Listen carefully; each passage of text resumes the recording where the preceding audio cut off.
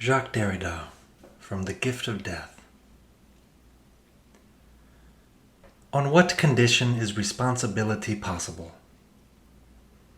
On the condition that the good no longer be a transcendental objective, a relation between objective things, but the relation to the other, a response to the other, an experience of personal goodness, and a movement of intention.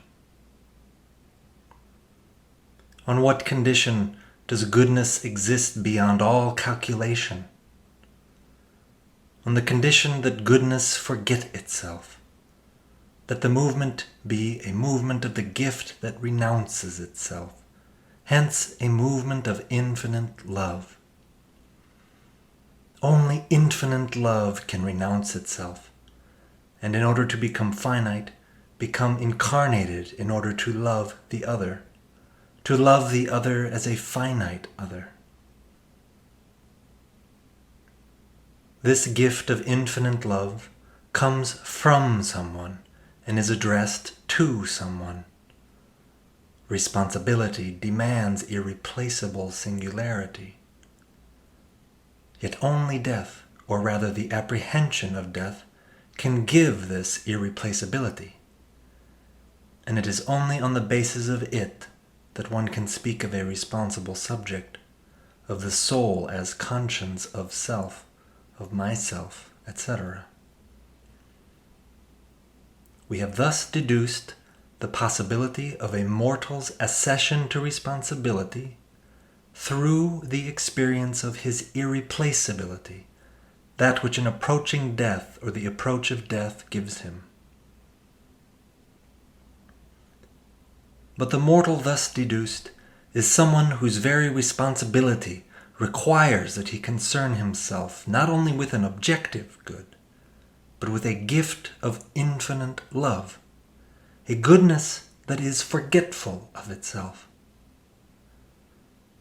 There is thus a structural disproportion or dissymmetry between the finite and responsible mortal on the one hand, and the goodness of the infinite gift on the other hand.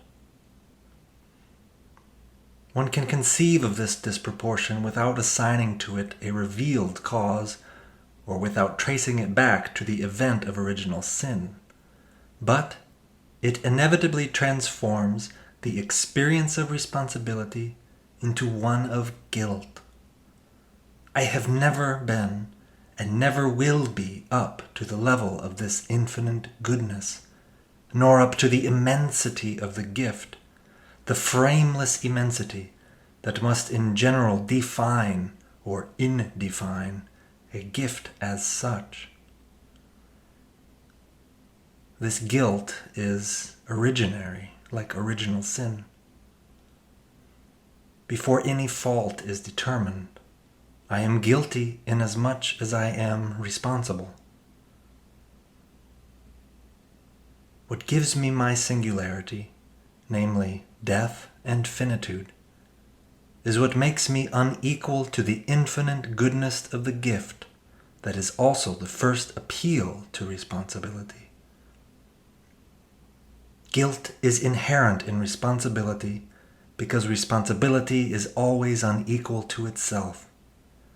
One is never responsible enough. One is never responsible enough because one is finite, but also because responsibility requires two contradictory movements. It requires one to respond as oneself and as irreplaceable singularity, to answer for what one does, says, and gives. But it also requires that, being good and through goodness, one forget or efface the origin of what one gives.